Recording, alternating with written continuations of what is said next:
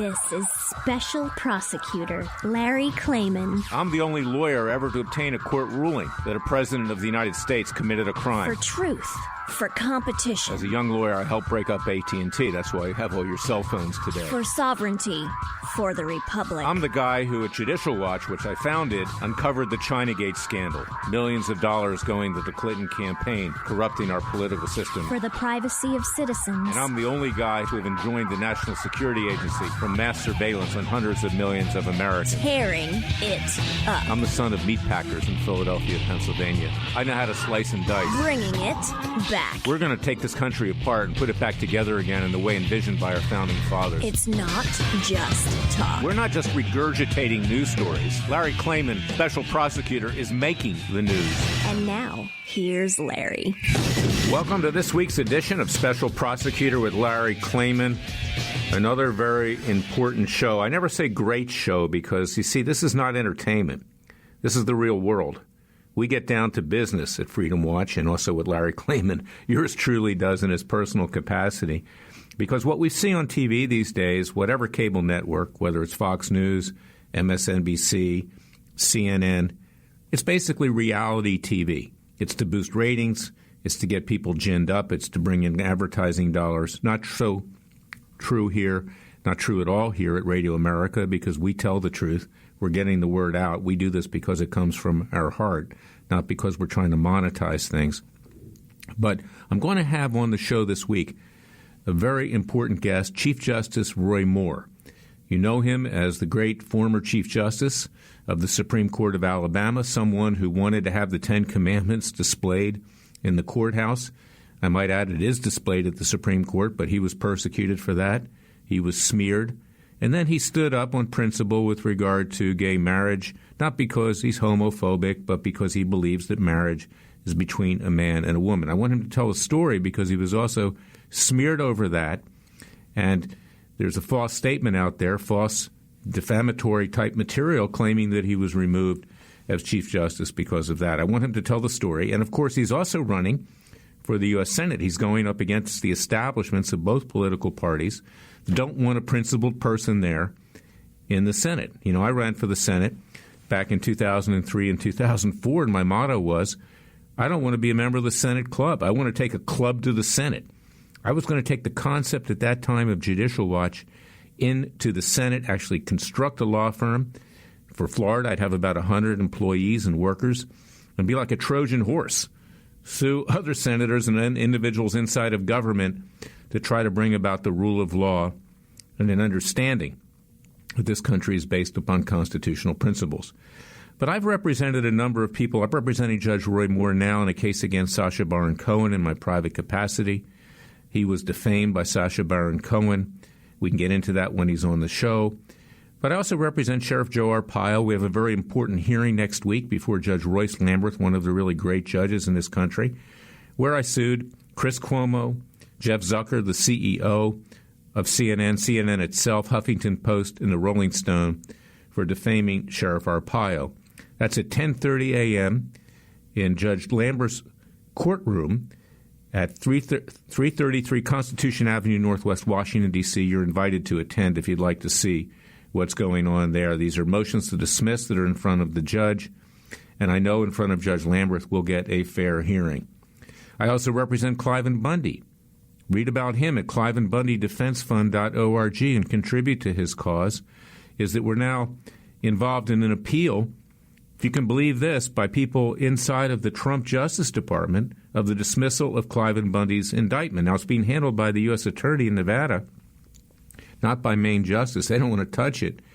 But why would they be appealing the effective acquittal? It wasn't actually an acquittal. It was a dismissal of the supersedious indictment with prejudice of Cliven Bundy after all he's gone through and after all the prosecutorial misconduct, lying, and deceit that we uncovered in that case that caused even a Harry Reid recommended an Obama-appointed judge, Gloria Navarro, to dismiss the case, to save her own skin, not because of the goodness of her heart. She didn't want to be associated with it anymore because she'd be going down in her career.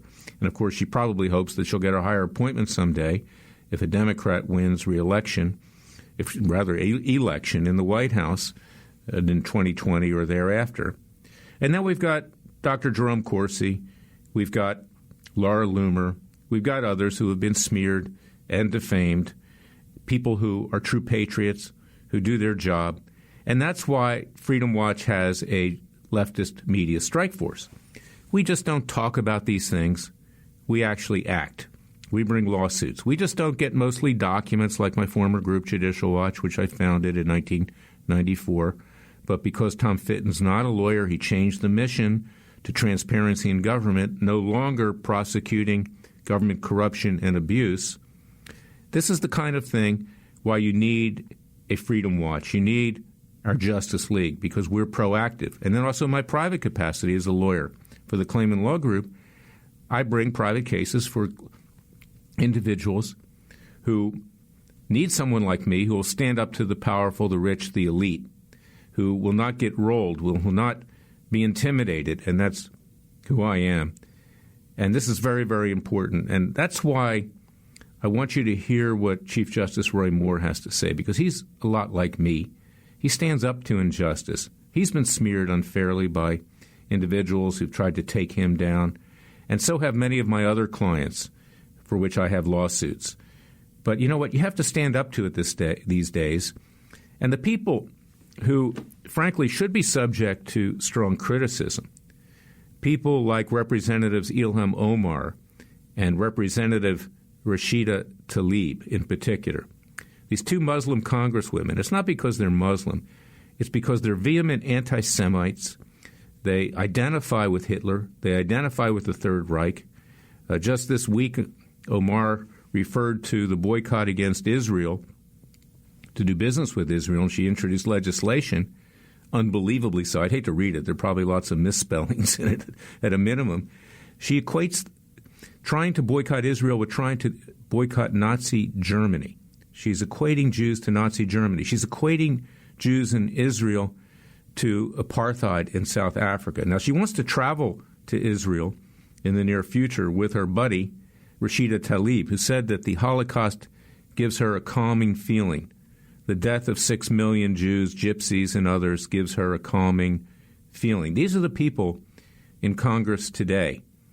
And Prime Minister Netanyahu, who talks a good game, but rarely exercises a great deal of courage, I might add. It's mostly a good game, or we wouldn't have Iran where it is today, threatening Israel, threatening the United States. Israel should have taken it out a long time ago while the cancer was still minor. Now it's metastasized. Now Iran is a major power. But let us hope that Netanyahu gets some cojones and keeps Omar and Tlaib out of Israel, doesn't let them come, because they're only coming to meet with the PLO or with Hamas to work up some kind of further coalition against Israel to destroy Israel. But these people, you see, they use the race card. So they even caused the president to back off. Because you know what? In the case of Omar, she should be sent back to Somalia or Kenya.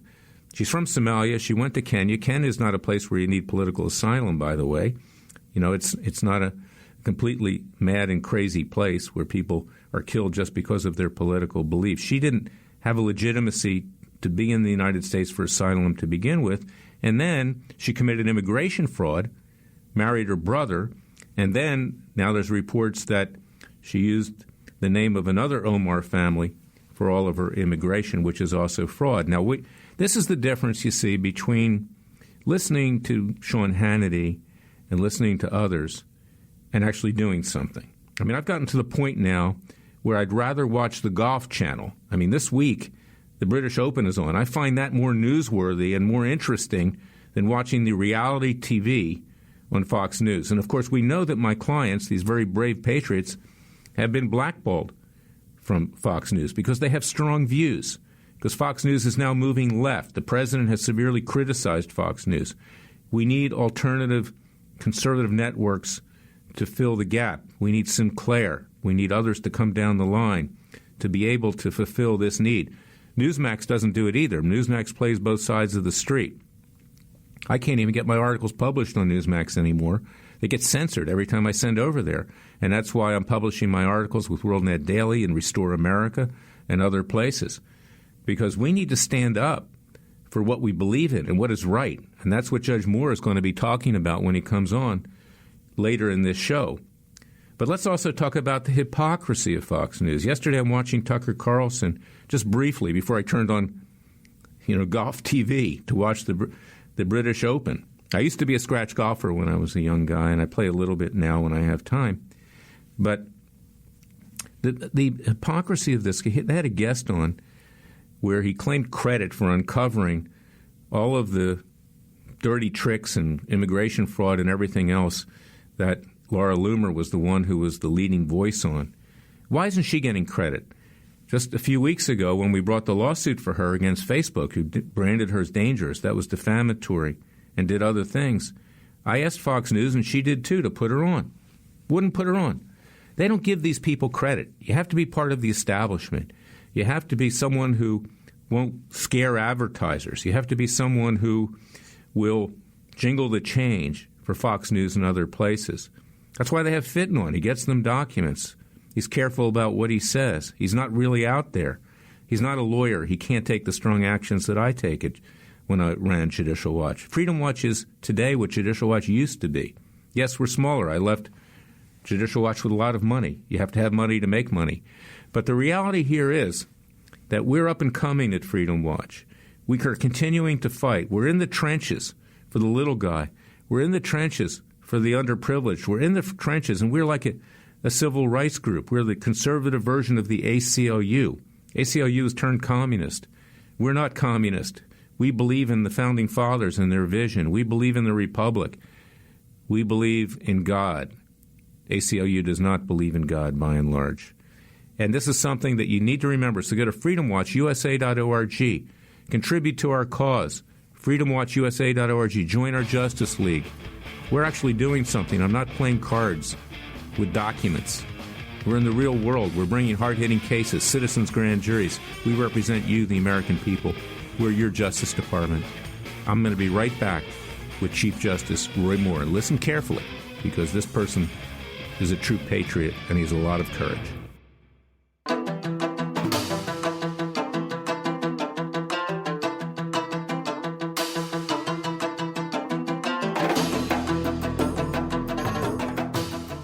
Fearless. He's claiming he's crazy, he's racist, he's out to kill the Democrats. Dangerous. You don't care, he uses the court and the law. Lethal. This is bad. Special Prosecutor Very bad. Larry Klayman. If you'd like to support Freedom Watch and this radio show, go to freedomwatchusa.org. I'm back with my friend, my client, someone who I've always admired a great deal. I've gotten to know him very well in the last few years. A true American patriot, someone who stands up for what he believes is right, someone who stands up for Judeo-Christian ethics, God, the rule of law, the Constitution. I introduce you to Chief Justice Roy Moore. Chief Justice, how are you doing today? I'm doing well, Larry. Nice to be with you.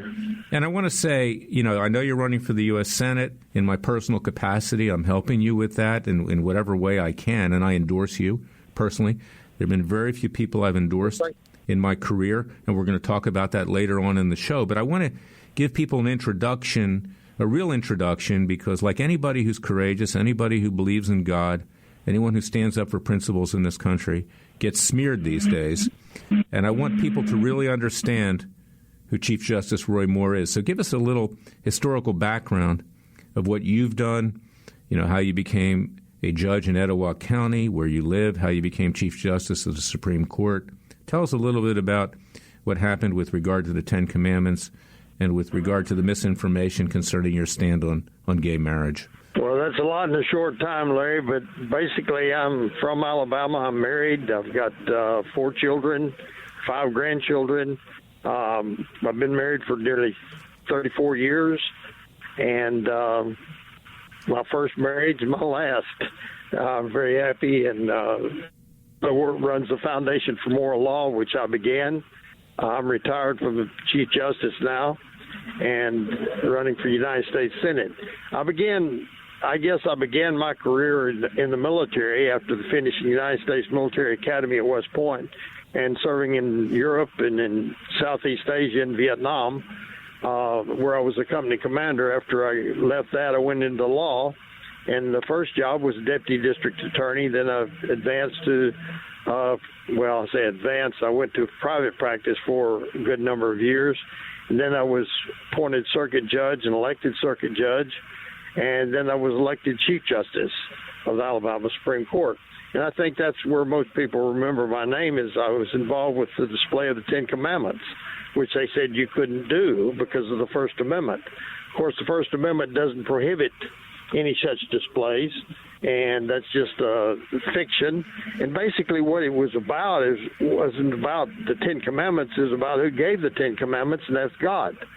And when our country distanced itself from the very foundation of morality, then we suffer the consequences. So I was intent on seeing that issue was resolved, and the Supreme Court eventually didn't take my case, and I was removed by Judicial Inquiry Commission, which naturally I didn't have an appeal to this. The Supreme Court of the United States didn't accept my appeal. Thereafter, I was reelected after 9 years later, and running the foundation in that meantime. And I was elected and went into Chief Justice when the same-sex marriage issue came before the court. Of course, I disagreed with the Obergefell after it was issued, but before it was issued, our court took a very strong stand on that and issued injunctions. So basically, I just upheld the law that said traditional marriage. And today, Alabama is one of the only state that has ruled before and after Obergefell upholding injunctions against same-sex marriage. Of course, nobody tries it in court anymore. So now I'm running for the United States Senate. But I guess it's very difficult to tell people how it feels to stand up for principle in our country today, because when you do stand up for principle, you suffer the consequences, and the consequences that I suffered was removal from office on 2 occasions. So it's very difficult to find people that will do what they say when elected, but I believe that's what you're supposed to do, and that's what I did. Well, we've got 40 seconds left in this segment, Your Honor, and I call you Your Honor because you deserve to be called Your Honor. But when we come back, I want to talk about why you want to be a U.S. Senator, what you hope to accomplish, and the forces who are working against you to try to keep you from becoming a U.S. Senator. And that can be very surprising to some of our listeners. Not surprising to me, because I understand what goes on in Washington, D.C., and the deceit, frankly, of the establishments of both political parties. So we're going to be back. In the meantime, give some reflection. Go to freedomwatchusa.org. See what we're doing with our Justice League. We're trying to bring about the same kind of justice as Chief Justice Roy Moore has been trying to do all of these years and his foundation. We'll be right back.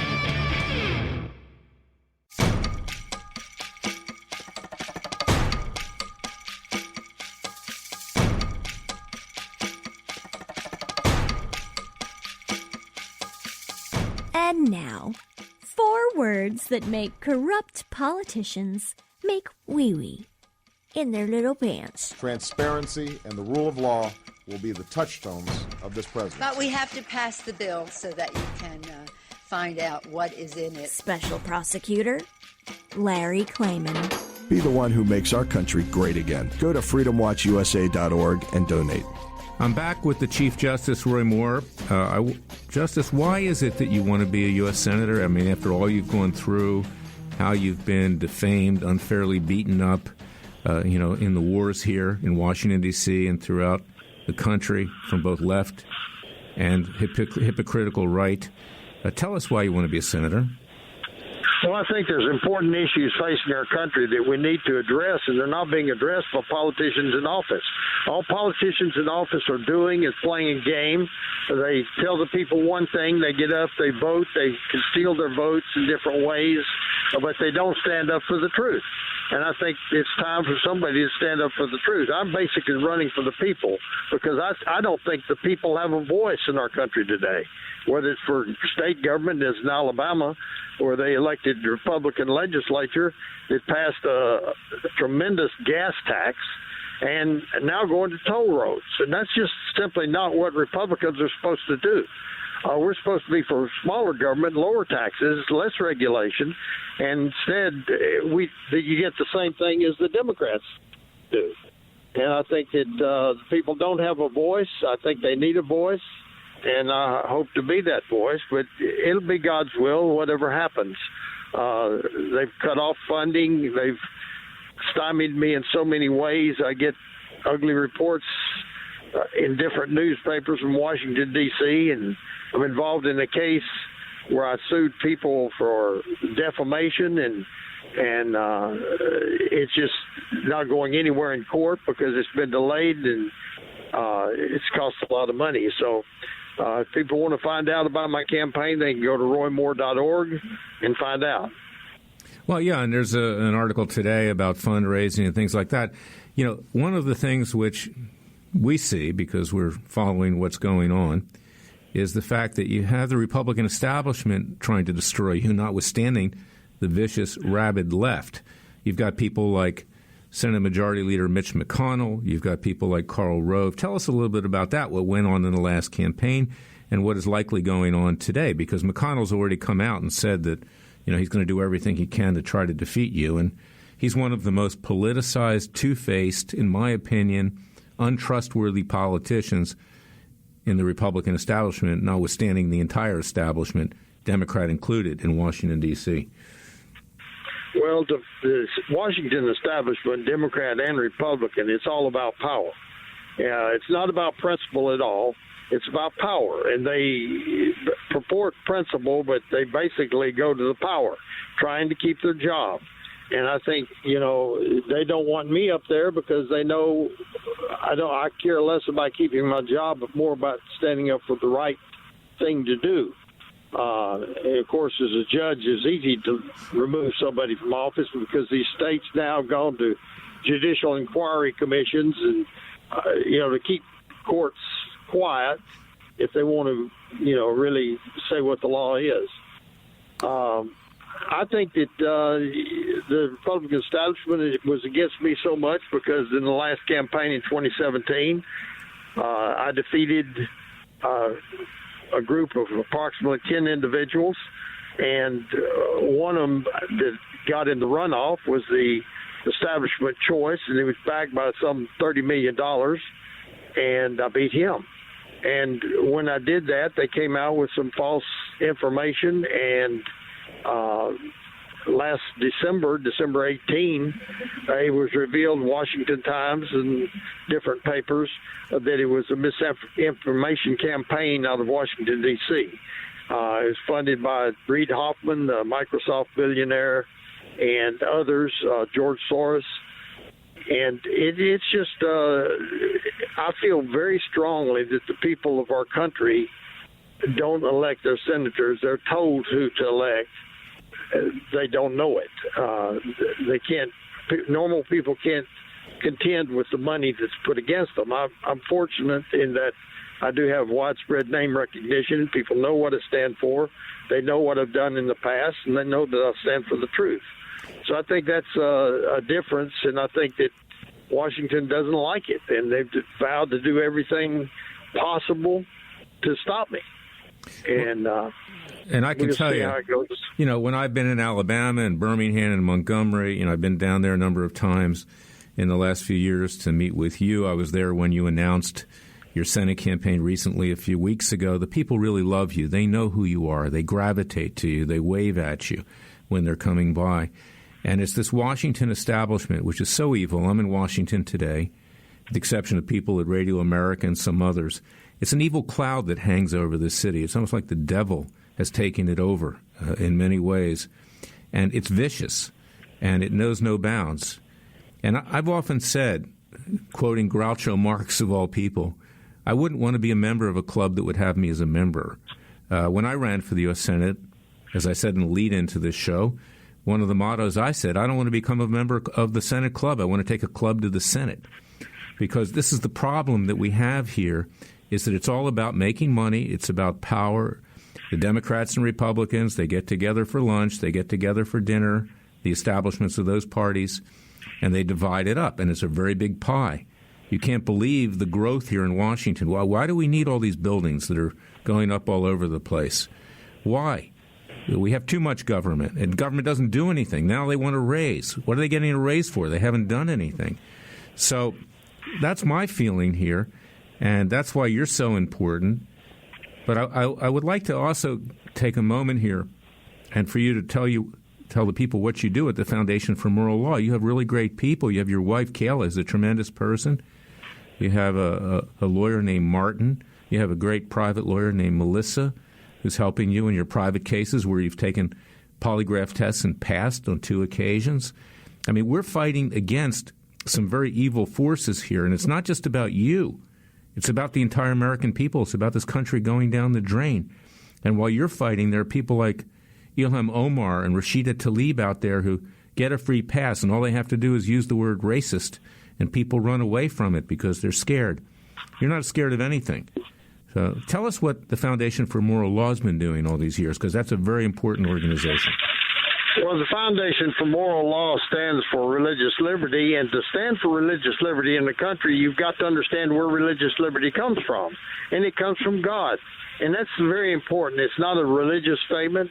It's a statement made in our organic law, the Declaration of Independence, according to the United States Code, that, and our founding fathers knew well the importance of recognizing God, who gives you the freedom to worship him according to the dictates of your conscience. When government starts pretending to give religious liberty, it's basically taking it away. And that's what's happening. So the Foundation for Moral Law stands up for the right for people to stand up for their faith. And, government shouldn't be dictating that, but in fact it does. And it basically does only against Christians. And that's the problem. We're taking the very foundation of our country and shaking it.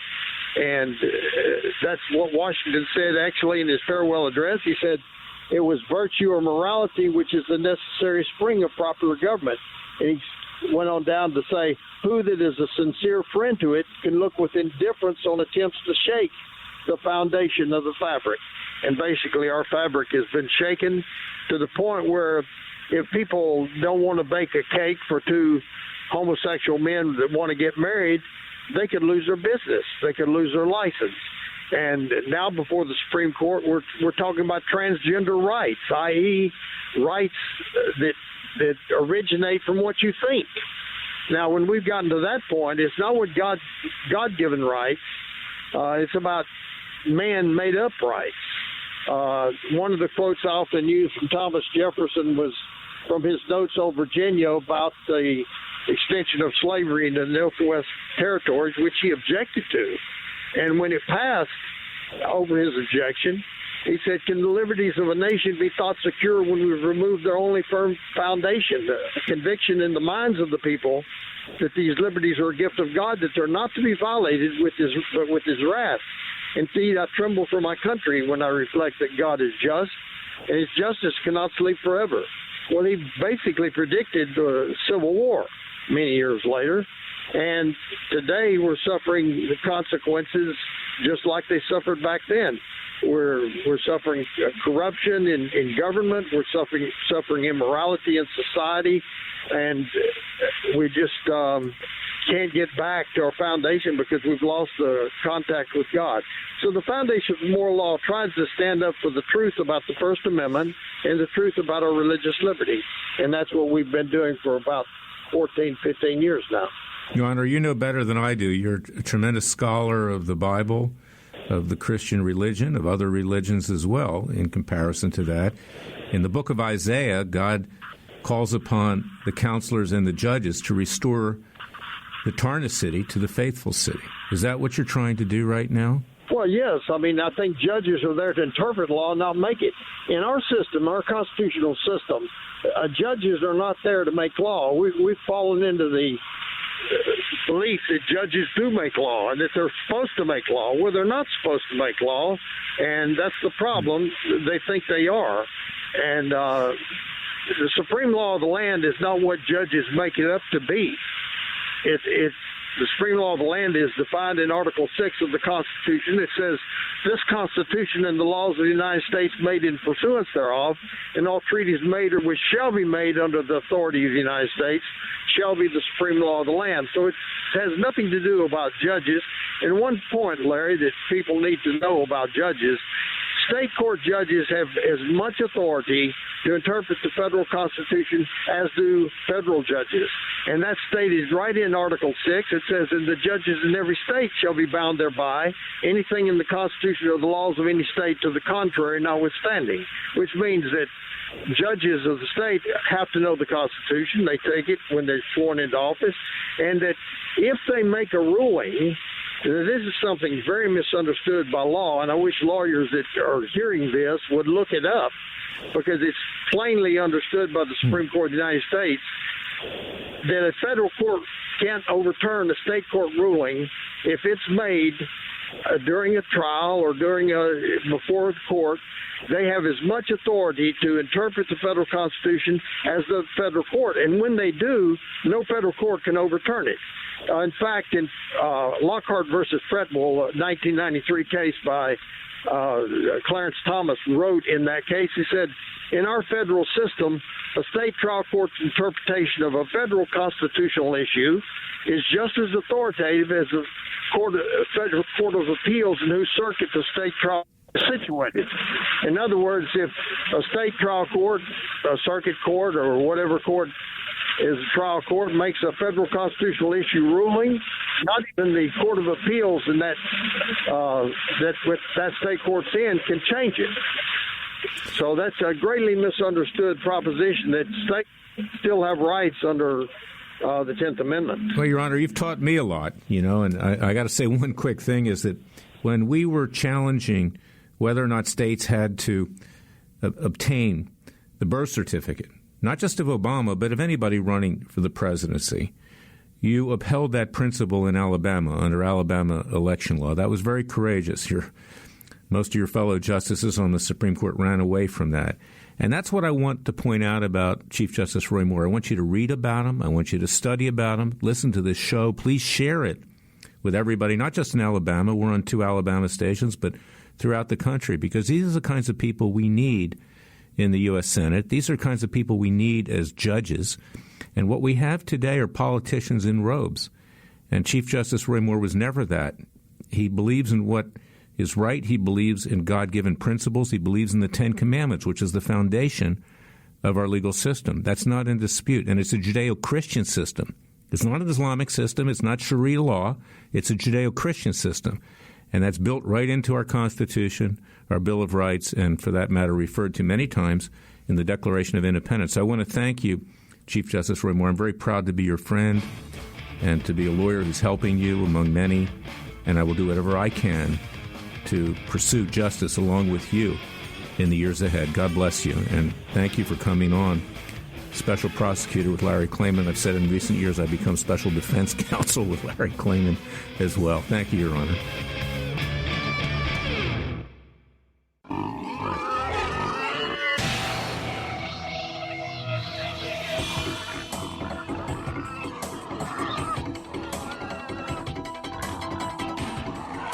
Before he was a trial lawyer, he sliced him and diced him. People used to ask me, Larry, what caused you to start Judicial Watch and now Freedom Watch, given the powerful forces in this country that put you at risk? In a meat packing plant. I'm the son of meat packers in Philadelphia, Pennsylvania. I know how to slice and dice. A very special prosecutor, Larry Klayman. If you'd like to support Freedom Watch and this radio show, go to freedomwatchusa.org.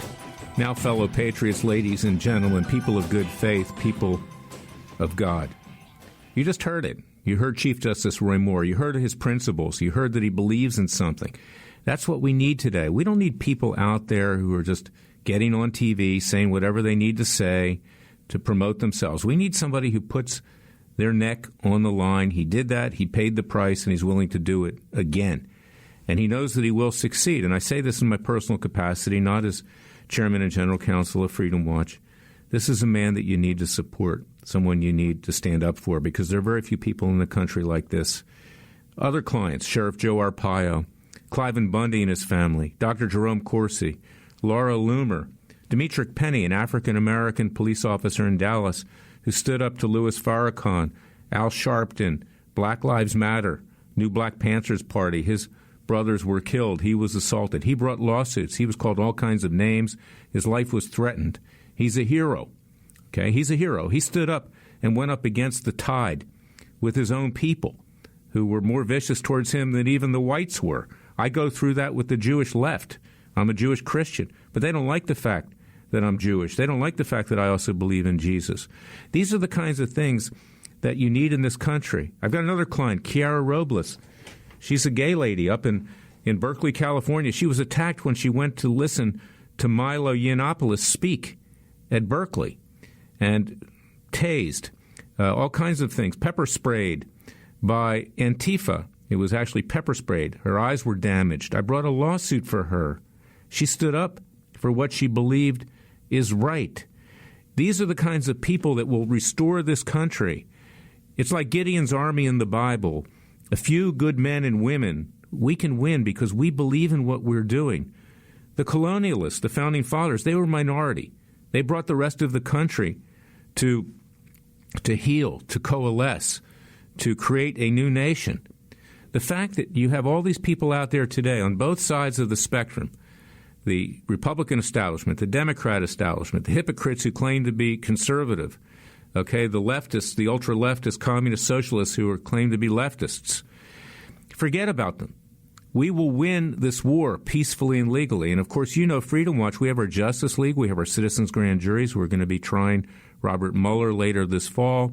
ILHAN OMAR is going to be subject to a citizens' grand jury. We're going to seek her indictment in a month or so down in Florida in a citizens' grand jury.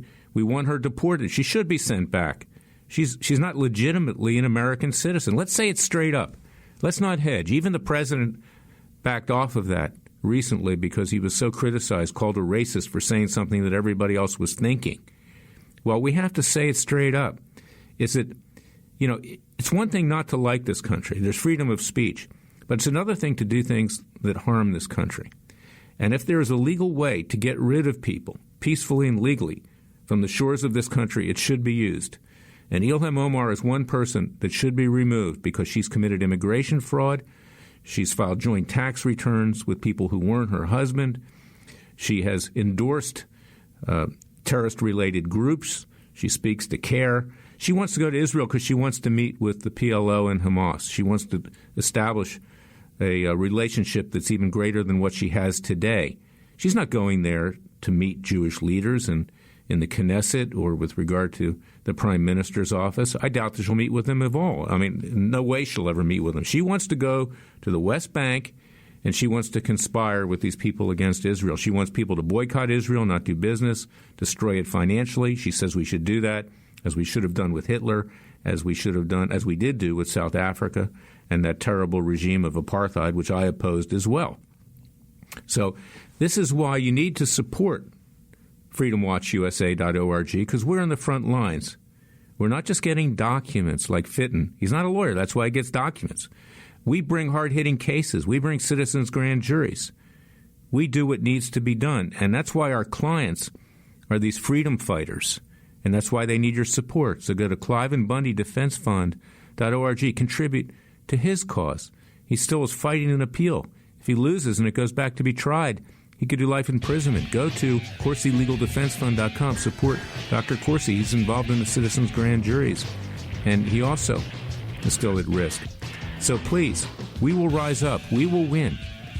We have no doubt we'll win because God is on our side. The Judeo-Christian God is on our side. And thank you for listening each week. Share this show. I'll be back next week with another edition of Special Prosecutor with Larry Klayman. Until then, God bless you.